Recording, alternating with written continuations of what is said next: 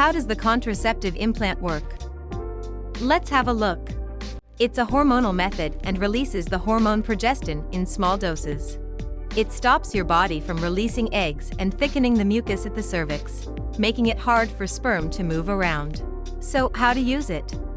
1 or 2 small silicone rods about the same size than a matchstick are placed just below the skin of your upper arm by a trained doctor.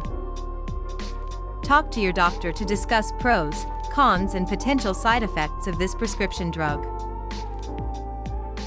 Some pros are: at 99.9%, it's the most effective method available. You don't have to think about it, and it is easy to hide. Some cons are: it requires a trained doctor for insertion and removal. It may initially cause a change in bleeding patterns. It doesn't protect you against sexually transmitted infections. Find further information about the contraceptive implant on our website. And take our Which Contraception is Right for Me quiz to find the method that suits you best.